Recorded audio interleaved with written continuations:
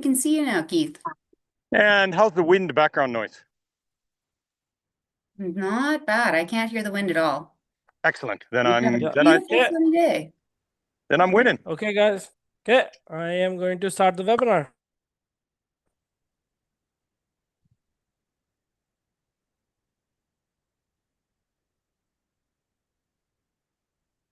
Good morning, everyone. Welcome to today's webinar. My name is Kabir, and I'm with BRRG Research Group. I will be your host today. Today, we have two speakers for the webinar, Amanda Jorgensen and Keith Gerwood. They both will be talking about insect and disease scouting. Before we dive in, I'd like to cover a few housekeeping items. If you have any questions during the presentation, please hold them until the very end. We will have 15 minutes for Q&A session. However, if something urgent comes up or you need my help during the webinar, feel free to type it in the chat section. I will be keeping an eye on it throughout the session. Without further ado, let's begin today's webinar. And now please join me in welcoming our guest speakers, Amanda and Keith. Over to you guys. Good morning. I can't see Amanda on this screen. Should I be able to? Whoever talks, then you can see that person. I can only see myself. Yeah, I can see both of you though. Excellent. I'll introduce myself, then I'll let Amanda. My name is Keith Gobbert, speaking to you on behalf of Alberta Canola today. I've been a canola agronomist for at least a dozen years, probably closer to 30 if I were counting. Today, I'm on the edge of a canola field near Red Deer, Alberta, and hoping to talk about the big four diseases after Amanda scares you with insects. So I believe Amanda's in her office, and if she wants me to swing a net while she's talking, I probably could, but I'm not expecting to find anything too exotic in this field. We're, I hope, in a bit of a lull before we get to swathing or straight cutting in this field, but there are still issues that growers should be aware of. Well, it's good that there's nothing too exciting there for you, Keith, but it would make it a lot more exciting on my end. So yeah, I am Amanda Jorgensen. I'm the insect management specialist with Alberta Agriculture and Irrigation. I just started in this position in February, but I've been working in insect pest research in Alberta for the past 13 years before that.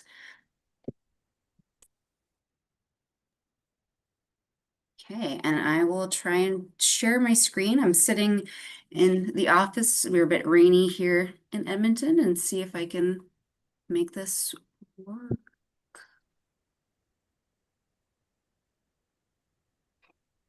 Okay, is that showing up properly for folks? Yeah. Perfect. Okay, I'm going to be sipping a lot. I've been doing a lot of field tours these past couple weeks, and I'm just on the edge of losing my voice, so apologies for that. But I'm going to use the word drought a little bit liberally here, since not everywhere is in drought right now, but we have been dealing with dry conditions across the province. So like said, I am the lead for the insect surveillance program here with Alberta Agriculture, and I'm working with Shelley Barkley, if you're familiar, who is the insect management technician, and I'm based out of Edmonton. And so our program really, it is focusing on not only monitoring for and addressing new insect agriculture threats, but also doing surveillance for our existing insect pests.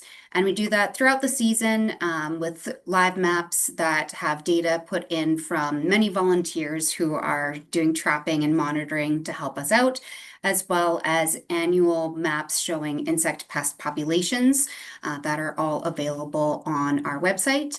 The QR code there on the right will take you to the Alberta Insect Pest Monitoring Network website, where you can read more about what the program does, as well as access those live maps and the annual maps that are produced. We're definitely in the middle of our surveys right now, but hopefully in not too short of a time, we'll have some of those annual maps out as well for you folks. Now, as everyone is more than aware, we've had quite a dry year this year for most of the province. Our current soil moisture conditions are sitting dry, quite dry in a lot of spots, but some spots, again, not so bad. I figure, Red Deer, where Keith is, probably is looking not quite as bad as some of the more northern areas of our province. However, in some areas, we have gotten much more precipitation than average. So that central Alberta has actually been sitting pretty good for soil moisture at this point. But the different periods that we're having dry conditions can really impact insects in different ways. So when we're thinking about our insect pest management, really the important things are, when are those insect populations actually going to be an economic issue and be a pest? And when do we just have a population of insects that is in our crop and not of concern? And there's a lot of different factors that go into that, but some of those include the timing of those insect populations and when they're reaching a higher pressure with susceptible crop stages. Many of our crops are only susceptible to insect damage during certain growth stages or time periods. What our insect pressures are looking like, if those pest populations are high enough to be an economic concern. And then a lot of our crop plants can tolerate a decent amount of insect damage, especially if we've got good moisture conditions, good growing conditions. And in some cases, some of our crops can actually overcompensate as well as compensate for that damage. They're getting that feedback that they're receiving that herbivory and are growing more or producing more tillers or more racemes in response. And those are responses that often are, they're very dependent on growing conditions. So how are these conditions and those interactions between that plant and insect pest changed when we have drier than normal conditions throughout the year? So the first note whenever we're talking about any insect monitoring in August, as I'm sure harvest is on everybody's mind, just creeping up there, to be careful with your pre-harvest intervals. You can go to keepitclean.ca. They've got some great tools for planning out if you are needing to do any insect control and making sure that you don't have to worry about any of those insecticide residues in your crop. So those timing impacts can be really important, especially beginning of the season as well as later on. I'll focus a little bit heavier on the late season impacts, but I'll go through some of these earlier season impacts as we're starting to get towards the end of the summer and maybe, planning a bit for next year as well. So a lot of our insect pests are overwintering in a stage where they're just waiting for those temperatures to reach about 12, 15 degrees where they can start to be active, they can move around and start feeding. So a good example is our flea beetles here. They overwinter as adults and are just waiting for those warmer temperatures. Whereas we all know there's a lot of different factors that are going to go into our crop seeding dates that don't always have everything to do with temperature or moisture. Sometimes it's just how often is the equipment breaking down and how quickly can you get in someone to repair it. This is also going to impact our species distributions. So for our flea beetles, our crucifer flea beetles can handle drought and those drier conditions quite a bit better than the striped flea beetles. This is part of why we usually see those crucifer flea beetles doing better than striped flea beetles in the southern part of the province. So we can expect that with the drier year, those striped flea beetles in those drier areas aren't going to do quite as well. Now, the drier conditions are also going to impact our crops quite a bit. If we have delayed or slow crop germination, early season, that can affect our seed treatments. However, throughout the season, that differences in staging that we might see in a crop is really going to be something that not only is going to make harvest and all sorts of management techniques difficult, but could have some of our crop in susceptible stages to insect damage while other parts of the crop are not. So it makes scouting throughout the field and evaluating how the whole field or different patches of the field are looking. Really important. Now, some of our insect pests, they are going to be happy to emerge early when we have a warm, dry spring, but are going to need that moisture in order to develop further. So our pea leaf weevil, they're going to pop out nice and early if it's warm as adults, but those larvae really need that moisture in order to develop. So while they might have eggs on our peas pretty early, if we don't have good moisture conditions, we're not going to see as much of an issue. Definitely, we had some higher levels of notching in really central Alberta, around like at Red Deer County, Ponoka, and Lacombe County.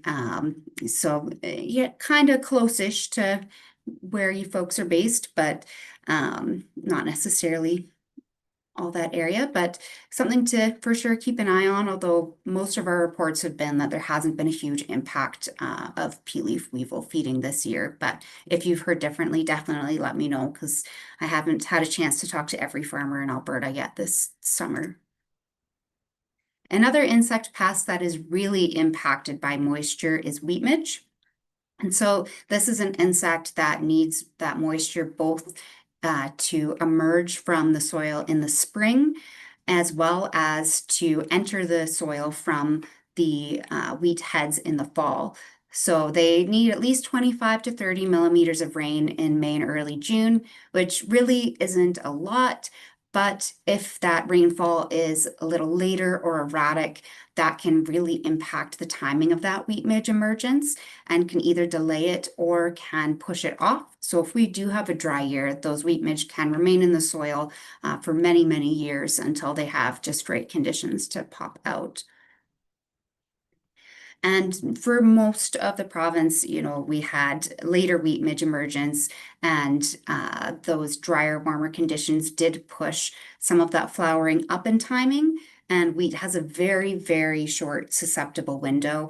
It's only susceptible to wheat midge damage from boot crack until anthesis. So if we don't have midge larvae active in the wheat in that time, then they can't really develop and it's not a concern. And then because wheat midge is so impacted by that moisture conditions, if we're having generally drier years, that can really start to lower populations over the years and over long term. There are other factors that are going to be relevant for wheat midge populations, like the amount of folks that are growing varietal blends, as well as our natural enemies, but that moisture can really make a big difference.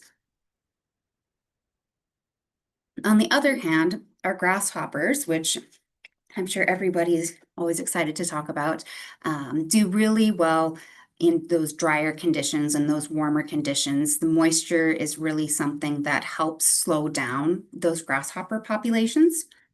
So if we're having more temperature accumulation, those pests, grasshoppers, are going to show up a bit earlier. They're going to emerge in the spring a little bit earlier, grow a bit faster, and that's going to both have them feeding quite a bit on some smaller plants, as well as pushing them out of the more easily controlled stage into their adult stage sooner. And those adults are both less easily controlled through different chemical or cultural controls, as well as through natural enemies. Those small grasshoppers are really vulnerable to disease and to heavy rainfall, and the shorter amount of time they spend in that really small stage, the less vulnerable that they're going to be. So I got a good example on the screen of one of Shelley's lovely photos of a diseased grasshopper there, and it's infected with the Entomophaga grilli, which is one of the diseases that really can help control our grasshopper species, but they really need that good moisture and good humidity early on in the season. Otherwise, it doesn't have quite as much of a impact. We are seeing it. We definitely do have some reports of it, so it's something to keep an eye out for, and is going to help us a bit, but not as much as it could have if we had, if we have more moisture. So we've also got one of the annual maps that is produced by our program here in combination with the agricultural fieldmen who do a ton of surveying for us so that we can get this data in from across the province. And this survey looks at the number of adult grasshoppers in the fall to give an idea of what our risk ratings generally are for the next year.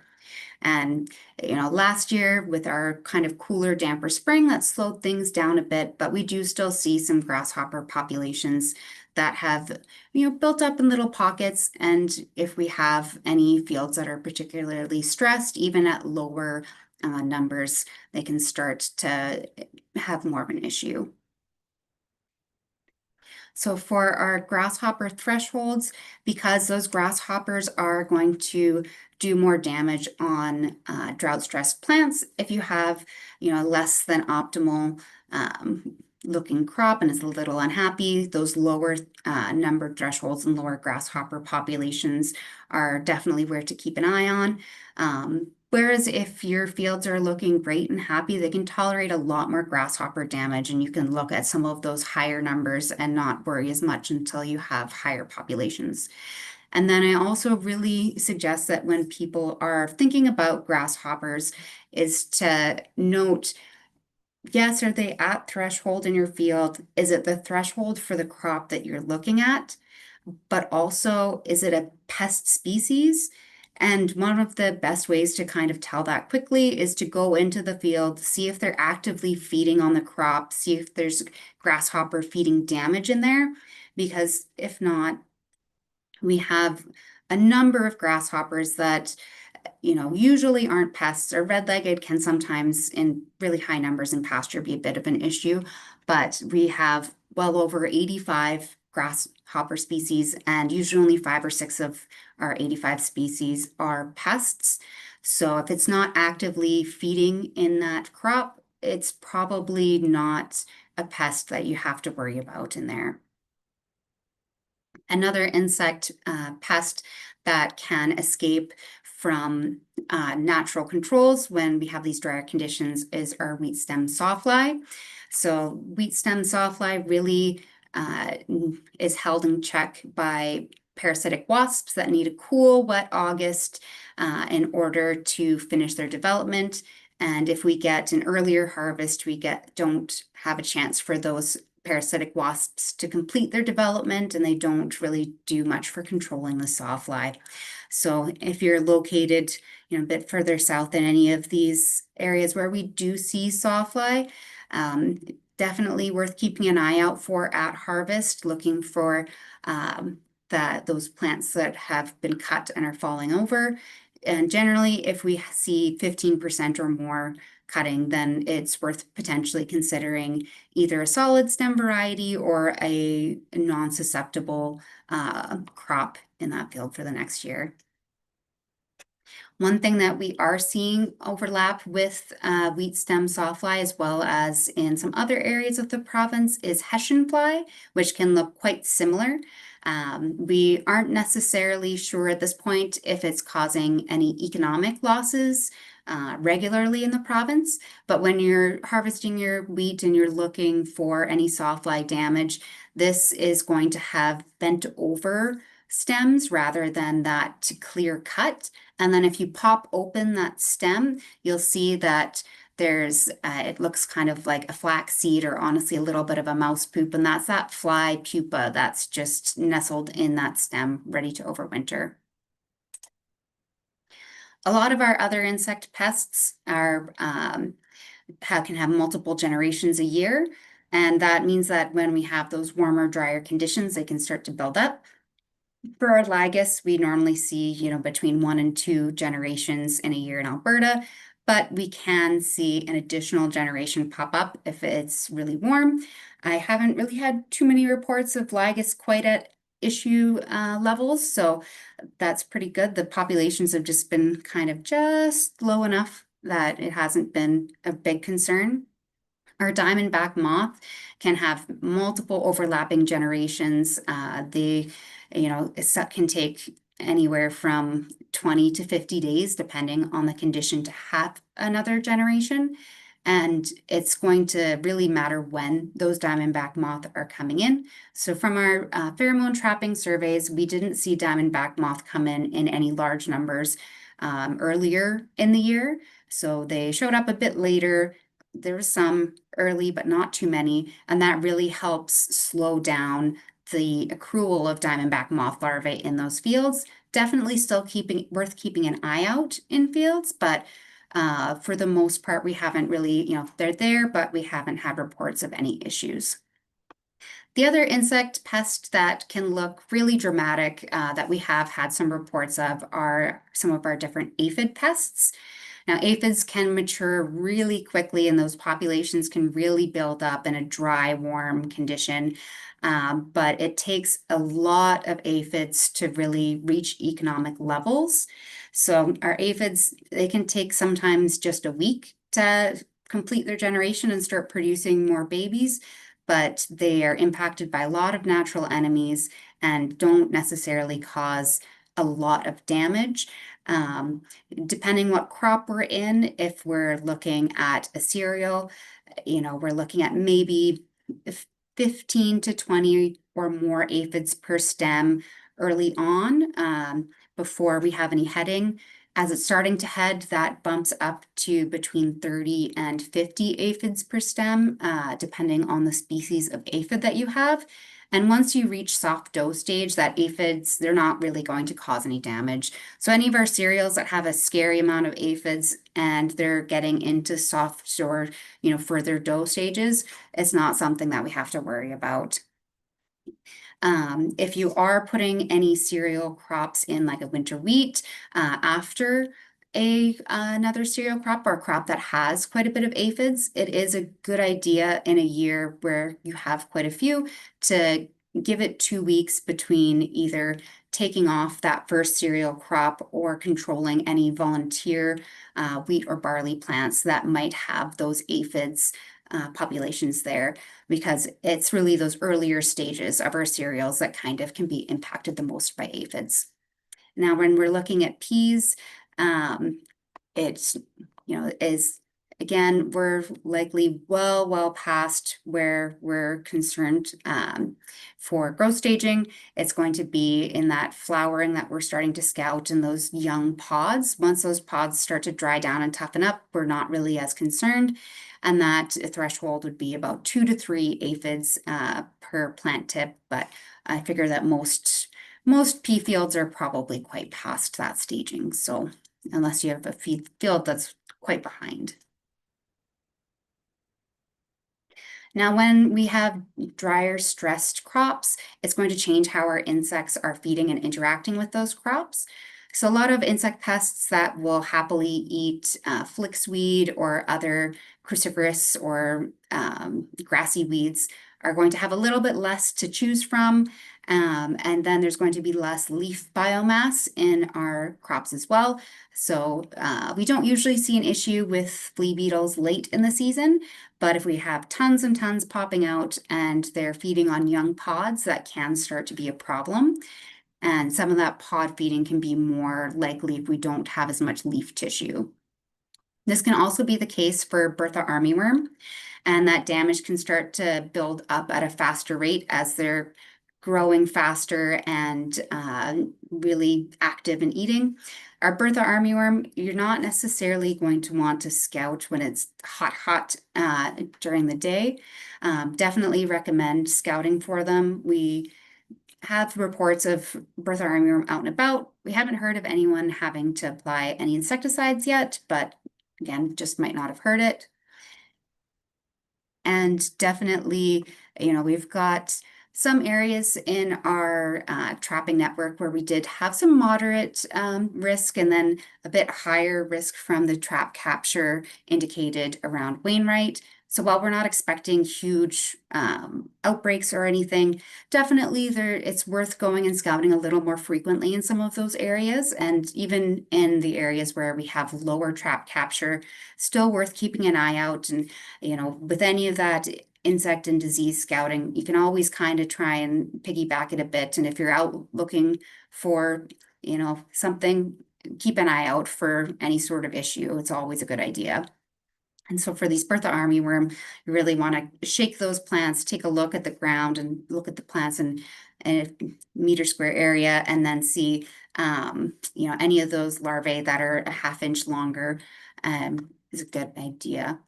We've got the Bertha armyworm threshold up here, but if you're dealing with stressed crops, especially due to drought, we do want to lower that threshold a little bit because that early senescence is going to potentially cause some more feeding on young pods, and then those Bertha are going to cause a little bit more damage. One other thing to keep in mind as we get further on into the season is if we do have a dry open fall, that can be really good egg laying conditions for some of our fall egg laying species. So our grasshoppers really enjoy, that dry conditions. They'll keep laying eggs until we get a hard frost. Like if it doesn't kill your garden, it's not going to kill those adult grasshoppers. So that's something to watch for, as well as our redback cutworms and some of our fall egg-laying cutworms are going to, it's going to be a lot easier for them to fly around if we aren't getting a lot of rainfall. And if we have a good period where, we've got open soil in the fields, maybe a few broadleaf weeds, which are kind of the perfect targets for redback. So it kind of makes keeping an eye on those fields and making sure that our field fall weed management's kind of up there, and as well as preparing to maybe do some of that cutworm scouting in the spring. So huge thank you. All of our work would not be possible without a ton of producers and agronomists and support for it. And thank you for sitting through and listening. And yeah, feel free to reach out if you have any questions that don't get addressed during this period, or if you see anything wonky. We always love to talk about bugs. Yeah. Guess we will pass it over to Keith now. Keith, can you hear us? Keith? I believe I can. Can you see me? No, we can't. I wonder why. Your video is stopped. It did this when we were starting up too. The video Yeah. is important. Maybe do you want to rejoining it till then? Maybe we can have some questions for Amanda. Sure. I'll look at the settings here. I'll be right back. Or else Yeah. I'll have it turned. So until Keith is figuring out his camera, if there's any questions for Amanda, you can feel free to ask it right now. Feel free to type it in the chat section, or if somebody doesn't like typing, they can always raise their hand and I can allow them to talk. Amanda, do you want to add something to your presentation by the time we are waiting for questions, or Keith? Oh, there he is. Keith. Yeah. Or do you want to add on first, like to your No. presentation? I think not too much to add on, just, saying if you've seen anything different or had any issues, like feel free to add those as comments if you don't have questions, because I'm happy to hear about that and chat about what people are seeing. Perfect. Over to you, Keith, now. Yeah, so mine will be a little, well, it will be more field-based. When I talk to growers about canola this time of year, typically we're talking about disease scouting or what they might be looking for yet this season. I had thought that I could control the camera that Zoom uses, but it's only letting me use the front one. So I've selected a couple over my shoulder. You can see a canola field. Here I've selected a couple plants. I'm going to have to get some feedback if my camera use is working. But this time of year, you're going to be approaching a canola field like this, and you're likely just looking for anomalies or things that might go wrong. And there's very little wrong in this field, except that some big guy wearing a yellow shirt has walked through there. I did swing his feet net just to see if I had anything exciting to tell Amanda, and I got a few flies, some thrips. There might have been 1 or 2 ligas in there, but nothing I was concerned about. And seeing as I'm covering the disease portion, this will be about the big 4 diseases. So if you're looking at a crop this time of the year, are you looking at just, I'm just going to check my camera. You're just seeing canola pods angled into the field, correct? Yes, yes, we are. All right, so at this point, you're going to just look around the field. You're going to want to scout a couple places in scouting a field. But this time of year, you're looking primarily for something that's wrong. So if you're looking at a crop like this, you've just heard Amanda talk about Bertha armyworms. You should be looking down into that canopy and taking a look and seeing if the leaves are present and healthy. Now, some of these leaves are turning yellow. Those are getting enough sunlight, that your crop is needing more nitrogen than it's currently getting, and it's robbing the nitrogen out of those leaves and mobilizing it upwards. Or it could be a sign that something is wrong. And in this case, I think we're right on track. Be nice to hang out of these leaves a little more, but we do have a nice thick canopy of pods, and those are going to function as leaves from this point forward. So it's pretty normal to have those leaves drop off, just become leaf litter in the bottom of the canopy at about this time of year, mid-August. What you do want to look at those leaves for, though, is to take a look and see if you've got some disease infection. I've selected some plants out. We're just going to walk across the ditch here. See if you've got some disease that's bothering those leaves. You're going to look. I've got this from a field that's a little bit less further along. If those leaves have holes in them, or if those leaves are missing because they've been chewed, or if you find those leaves in the field where only the midrib is left, and I can't do that with two hands, but if you had enough Bertha armyworms, you might find leaves that look something like that, and you should figure out what's eating those leaves. A lot of things will eat leaves this time of year. I've got one with a couple holes in it. Please critique my camera use. I couldn't tell you exactly what those holes are. I don't see any diamondback moths present. When I look in the trap across the road, I really haven't caught more than one or two adults, so I don't expect to see them. In a moist climate, we might even have slugs that could put a few holes in the outside plants, but figure out what's making holes in your leaves and take corrective matters if necessary. But if I were going to talk about diseases, the big four diseases that you're going to be concerned about in canola right now would be sclerotinia, which doesn't appear to be present in this field, although there are some indication of some infections on leaves and things that aren't causing us too much trouble. You're going to be looking for clubroot, verticillium stripe, and blackleg. Now, the good news is most of those can be looked for relatively easily. You're going to take part of your regular scouting kit, sanitize your boots. If you're traveling in more than one farmer's fields, that water needs to be changed. You're going to have things like a trowel to dig with. When you dig those plants up, you're going to examine the roots. Am I relatively adept at figuring out how the focal length is on this? Am I doing okay? Yes, Keith, you are. Excellent. So you're going to take a look at this root. You're probably going to cut it about where the end of my finger is here. The biggest change when I've been scouting for diseases is the right spot to cut for blackleg is somewhere near my pointer finger here, sort of at the base of the stem, where the base and the stem meet. I call it the root neck. If you cut it there once, you'll get a look at the cross section. And if it's clean and white and shows no evidence of a fungal or a disease infection, that's a big check mark. That means you don't have either one of verticillium stripe or blackleg. But if you didn't heard anything about verticillium stripe, particularly it's an issue in Manitoba, it is here. We're not seeing it in really significant symptoms in Alberta, but it is here and we should be watching for it. I now start cutting probably 2-3 inches down in the root. I'll get a cross section there. If I see some graying, a sunburst pattern, a discoloration this low in the root, that tells me the disease is something that's soil-borne and is likely verticillium.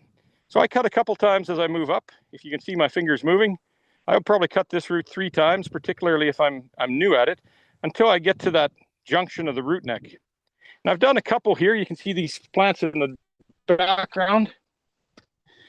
If you're going to do more than one, you should probably label it, because if you get a bundle of these in your truck and you've got 3 of them at the end of the day, you might not be able to remember which is which. But just take a look at the cross section of these plants. Are they visible? Yes, they are. All right. There's no concern of mine with those cross sections. Having cut a little further down on those stems, I would say verticillium stripe isn't visible at this point. Neither is blackleg. You'd see blackleg as a lesion on the stem. I'd already talked about verticillium stripe attacking from the ground up. So if you can imagine that disease attacks my lower body, and my belt is where the ground level is, verticillium stripe attacks from the ground up and chokes that plant off, plugs the xylem, makes it hard for it to move water and nutrients upward in the plant. Blackleg does the same thing, but it impacts the plant from the top down. So we'll see a number of different tools available to combat blackleg. Genetic resistance would be my first choice. If you were to spray for blackleg, which is probably relatively ineffective unless you were to spray a lot of black dirt, you need to target the cotyledon to the 2-leaf stage, because that's when the disease attacks. If it lands on a cotyledon, if the race of blackleg that's present is able to infect the crop, it'll move. Say, if my arm is the cotyledon, it'll move down my arm, easily reach my waist, and then my belt starts to tighten a little too much for a guy my size, and it starts to restrict again water flow and nutrients because of that disease infection, and it's plugging the xylem. Where I'm going with that story is it's kind of like a 1-2 punch. If you get both verticillium and blackleg, the impact on yield is much more than if you have either of them separately. And without good management strategies for verticillium, we're still working on those. A lot of research has been funded by the grower groups, and you'll find a fair bit of information on the Canola Council's website and Canola Encyclopedia. We're still working on those, and some of the breeding companies are starting to indicate that they have material that is less damaged by verticillium. I think that's the safest way to word what genetic tolerance is available on the marketplace. But this time of year, you're looking for those big 4. You're going to need a pruning shears to check for verticillium or blackleg. But you are looking for plants that are in some way sick, diseased, early ripening, and you're looking for patterns in the field that don't make sense. And even if the pattern makes sense, you should still ground truth and scout. So while I was out in this field, I did find one plant that was prematurely dead. I'm going to see if you can see the contrast here by getting it out. This recording is going to look kind of funny when they look at it. I'm pretty sure you can see one healthy plant at the end of my boot and one plant that really didn't set a whole lot of seed. So I pulled this plant because, well, it looked sick. It was the only one when I tramped in there for my 10 sweeps that just didn't have a good seed set. So obviously something's bothering this plant. It's been sick for quite some time. Looks like it's even lost its main raceme. When you take a look at this plant, what I do see is some lesions on here that would indicate, I think, that it's got a blackleg infection. And there's no way for me to tell, but Amanda, I'm going to pick on you. I don't know if you can hear you, or maybe Kabir. Can you see those little black specks at the end of my finger? Yes, we can. Ah, this is working really well. So this has a lesion. I would say that's a blackleg lesion. It's dry, it's corky. This variety, and it's the same on both sides of the road, it has good genetic resistance to blackleg, and this may be a volunteer because it's a little odd that it's only one plant out of probably 1,000 I walked by. But I'm going to put down my phone and cut that cross section. Have you got a decent look at this lesion here by my finger? Should I bring it in or focus on it any differently? Oh no, your camera is pretty good. We can see most of the stuff very clearly. Okay. So I'm going to set my camera down. I'm going to cut relatively low on this root and cut it once more and bring those back.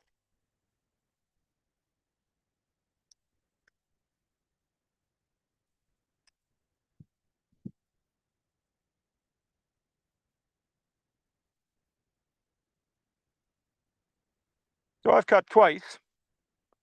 Oddly enough, this is going to show exactly what I'm hoping to. I need to get some sunshine on it. This is about 3 inches into the root. Can you see that half of that root is discolored? Kind of gray? Your camera is a little bit blurry right now. You might have to move move it a little bit. Yeah, now we can see it. Okay. Can you see that half of it's gray? Yeah. Okay, so that's probably verticillium stripe. When it's 3 inches down, that's not blackleg. Blackleg is not a root-borne disease. But if I flip it over, you'll see the other end. You've actually got quite a bit more discoloration. It really does want to plug the plant up at ground level. And if I switch to, I'm just going to zoom that in and out and make you have motion sickness, because I'm not 100% sure where that Yeah, we can see it. is. Yeah. Okay. So Yeah. at this point, you know that something's wrong with that plant. I was thinking it was blackleg, just from looking at the lesion. I would still say, I think I've cut this maybe even a little high. That pithy green portion is indication that I've maybe got a little too close to the stem. But that kind of discoloration should be concerning for a grower. Because it's one of like it was the only plant I could find that was sick. There's a chance that it's a volunteer and it's just not showing some resistance. But if you were concerned that you had some blackleg, specifically if you started to have more than the odd plant, I would collect some of the infected plants, cut the stems about 8 inches long, leave them that same length, cut at the root neck or ground level, or maybe leave it a little lower, dry them up, put them in a brown paper bag, and send them off to a lab that offers race testing services, just so you know what race of blackleg was effective at infecting your plant stubble. Those same samples can get tested for verticillium stripe. Our ability to diagnose that disease in the field, particularly in Alberta, is lower than I think it should be. If you're in Manitoba, the disease symptoms are pretty obvious and readily apparent, but I've not seen those kind of disease symptoms in Alberta. So sending them off for a $100 lab test is well worth the money spent if you're interested in either of those two diseases. I thankfully don't have club root to show you. If you've looked at the roots and you've pulled these plants out while you're looking for blackleg or verticillium stripe, you've already also checked for that third disease. You're looking for patches that are prematurely ripening. The amount of moisture in this immediate area, this crop looks pretty good, is sufficient to keep most plants with not too much disease, infection, or damage in the stem or on the roots. The moisture has been enough to keep things green. If we get some heat and we get into that first week of September, we should start to see the compromised areas in a field start to ripen off early. And that's when you want to go out and scout those areas, because it could be verticillium stripe plugging the stem. It could be blackleg plugging the stem. It could be clubroot. And if you're looking at the roots and they look pretty normal, like you would imagine canola roots or a carrot with some side branches should look, you've covered off 3 of those, which only leaves sclerotinia. And I don't have an example of that here. I do have some lesions. On some leaves, but I don't think they'll come into focus. And sclerotinia is probably the most yield-robbing disease we have. Those other 3 that I mentioned are more of a concern for growers.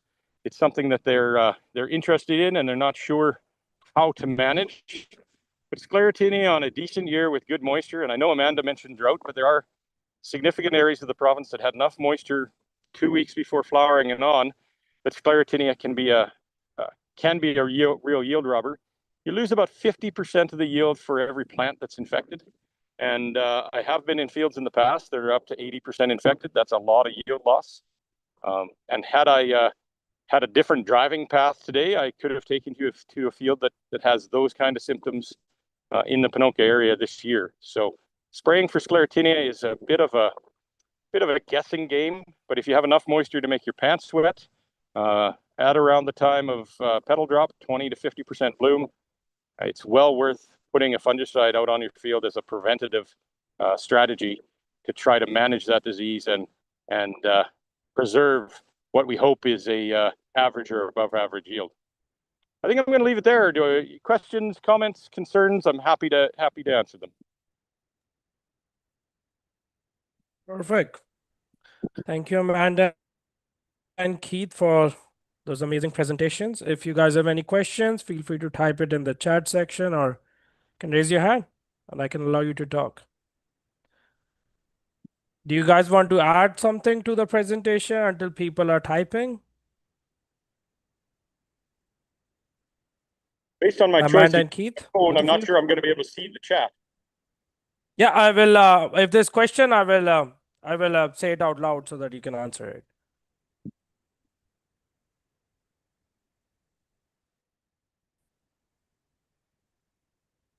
Keith, is there anything else you want to add to the presentation? No, at this time of year, if you are headed out to the field, you should be checking leaves because if something's eating your leaves, they may switch from leaves and switch onto pods.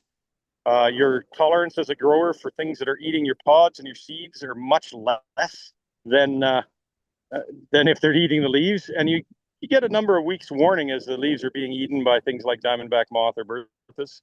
I would add, and I think Amanda probably touched on it, but cabbage seed pod weevil has moved quite a bit further north. It followed the map exactly from 2024. So we did see some fields sprayed as far north, I would say as far north as Joffrey for sure. If you wanted to be including that inspection in your late season disease scouting, looking at the main stem is really what you need to do. And 25% of the pods with an exit hole or less is considered I'm not sure if this is the right wording, is considered a minimal, a non-damaging population. But if you look at your canola pods now and crack them open, I won't try to do that on the screen. You might find a small little white larvae that hasn't dropped out yet. They've eaten 3 to 5 or 6 seeds in each of those pods. And if you have a few of them, it probably hasn't impacted your yield. But the threshold to be aware of at this point is 25% of the pods or more having exit holes indicates that you had a population that should have been controlled. And less than that, the population of cabbage seed pod weevils was probably low enough that you didn't need to spray. Did I say that right, Amanda? Yeah, I think that's a accurate way to put that. Perfect. So I have a question for Amanda. So, little concerned about all the thrive damage I'm seeing wheat. Can you speak about it a bit? Yeah, for sure. So, I mean, typically, like, I'd be curious about what kind of levels of thrift damage you're seeing. Normally, it takes very, very, very high numbers of thrips to actually cause any economic issues in wheat. Like we usually can have quite a bit of those thrips build up in those fields without having any issue at all. So they can be very noticeable, but I'd be curious, I guess, what damage you might actually be seeing and how widespread that is. Amanda, we can't hear you. Oh, sorry.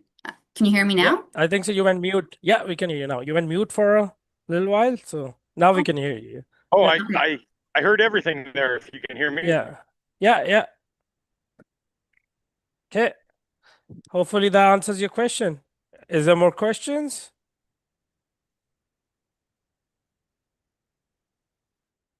Is there anything else? Amanda and Keith, you guys want to add on? Just get out and scout Yeah. and have some form of recording it because some of this information you want to know the next time you grow canola, which I hope is 3 years or That's more true. down the road in your crop rotation. How about you, Amanda? Do you have Um, anything you want to add on? well, the one plug that I'll add is that feel free and let me know if you have any wheat fields that you want us to check for wheat midge. Our program is preparing to start our wheat midge surveying as harvest for wheat kind of gets going. And while we're both, pretty good at looking at wheat fields, I can't always get it right when I'm guessing the stubble at 100 kilometers an hour from the highway. So we always appreciate having at least a few fields in a few areas that we know are wheat when we stop, so we don't have to hop back in the truck and keep driving. So feel free to email me if that's something that you're interested in. We always like to try and let producers know if we see anything concerning when you're volunteering your fields. And yeah, we're always wearing our booties and following all of our biosecurity procedures as well. So, Perfect. So Lee says always see a bit, but last two falls seems like more intense. We'll send you an email with some pictures. Sounds good, Lee. Because yeah, in the fall, thrips definitely can build up with those warmer temperatures, but we're really usually not too concerned, especially later on in the season. It's kind of that earlier conditions where they maybe can be an issue, but again, not really that common. We usually don't have a problem in wheat with those. Okay, I guess no more questions, so we can conclude our webinar. Thank you, Keith and Amanda, for answering those questions. It was an excellent presentation, and it was truly a pleasure to have you both with us today. That brings an end to our webinar. Thank you all for attending. We hope you found the webinar informative and useful and enjoyed the discussion. If you have any feedback or suggestions for the future topics, feel free to share them via email. Have a great day, and we look forward to seeing you at our future events and webinars. Yep. Thank you. Thank you. Have a good day. You Take too. care.